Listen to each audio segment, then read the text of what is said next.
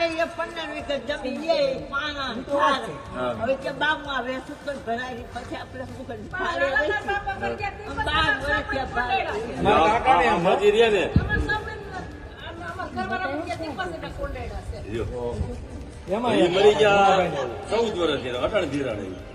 વિસાવદરમાં અલગ અલગ પક્ષના લોકો અલગ અલગ રીતના ચૂંટણી પ્રચાર કરી રહ્યા છે.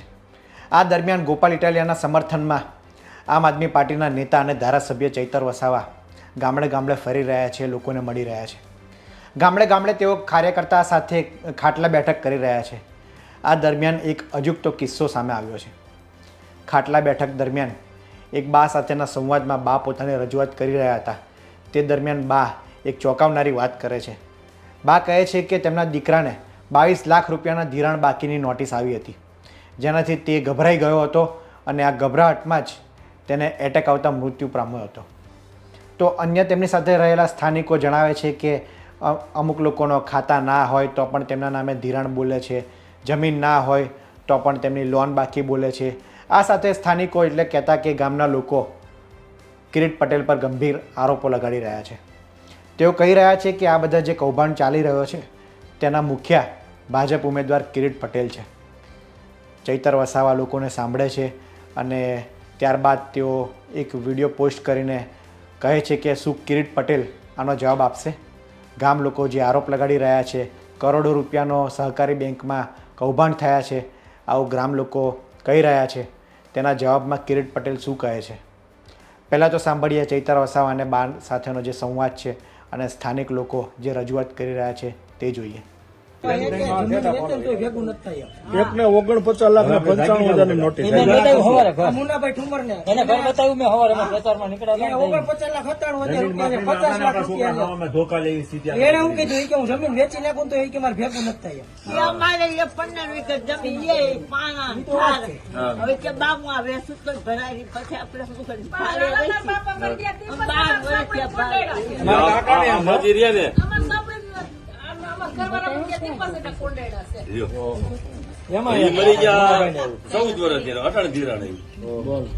એના નામના પૈસા ઉપર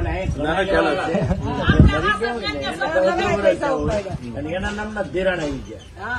આ બધા મંડળી વાળા એના મુખ્ય છે આજે ભાજપના ઉમેદવાર છે કિરીટભાઈ પટેલ એને બધું જ કરે બરાબર. ત્યાં બધું કટકે બધું રૂપિયો લઈ. સ્થાનિક લોકોનો છે તે ગંભીર આક્ષેપ છે કે સહકારી બેંકના મુખ્ય કિરીટ પટેલ જે છે તેમના હાથ નીચે આ બધા કૌભાંડો થઈ રહ્યા છે અને કરોડો રૂપિયાના ભ્રષ્ટાચાર થઈ રહ્યા છે. ધિરાણમાં પોતાનું નામ ના હોય તો પણ ધિરાણ બાકી બોલે છે અને જે 10-15 વર્ષ પહેલાં મરી ગયા હોય તેમના નામે પણ ધિરાણની નોટિસો આવે છે. તો આ બાબતે કિરીટ પટેલ શું ખુલાસો કરે છે તે જોવાનું રહ્યું. આમ તો વાત કરીએ તો જયેશ રાદડિયાએ પોતાના એક ભાષણમાં કહ્યું છે કે જૂનાગઢ સહકારી બેંક જે છેલ્લા કેટલાક સમયથી ખોટમાં હતી, જેને કિરીટ પટેલ ચેરમેન બન્યા બાદ આ બેંકને આગળ લાવ્યા છે. એટલે તેઓ કહી રહ્યા છે કે ભ્રષ્ટાચાર તો દૂર, પરંતુ કિરીટ પટેલ આ સહકારી બેંક થકી ખેડૂતોને આગળ લાવી રહ્યા છે તેવી જયેશ રાદડિયાએ વાત કરી હતી. તો બીજી તરફ કિરીટ પટેલે પણ પોતે એક ભાષણમાં ભાવુક થઈ જાય છે અને કહે છે કે ખેડૂતોનો મેં જો એક રૂપિયો ખાધો હોય તેના કરતાં તો હું ઝેર પીને મરી જાઉં તે આગળ આવે. એટલે કે ખેડૂતો પ્રત્યે મારી હમદર્દી છે. ખેડૂતો માટે મેં ઘણા કામ કરેલા છે, અગાઉ પણ કરેલા છે. ખેડૂતોને ખાતરની સમસ્યા હોય, બિયારણની સમસ્યા હોય, આ તમામ મામલે મેં કામ કરેલા છે તેવું કિરીટ પટેલ જણાવી રહ્યા છે. તો આ ચૈતર વસાવાએ વિડીયો મારફતે જે કિરીટ પટેલને સવાલો કર્યા છે, ગંભીર આક્ષેપ કર્યા છે કે કરોડોના કૌભાંડ થાય છે, 100-200 કરોડના કૌભાંડ થયા હોય તેવા આરોપ સ્થાનિકો અને ચૈતર વસાવા લગાવી રહ્યા છે.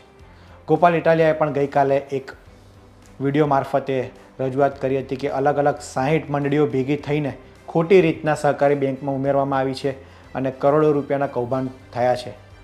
જો કે તેમણે ગોપાલ ઇટાલિયાએ એમ પણ કહ્યું હતું કે વહીવટી તંત્રથી લઈને પોલીસ ખાતું સમગ્ર ભાજપના ઇશારે ચાલે છે, તો આમાં તપાસ થવાની કોઈ સંભાવના નથી, પરંતુ જનતા અદાલતમાં હું આ વાત કહી રહ્યો છું તેવું તેમણે કહ્યું હતું.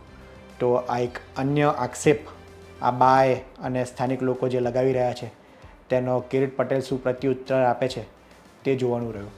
આ વિડીયો અંગે આપનું શું કહેવું છે તે અમને કોમેન્ટ બોક્સમાં જરૂર જણાવશો. ધન્યવાદ.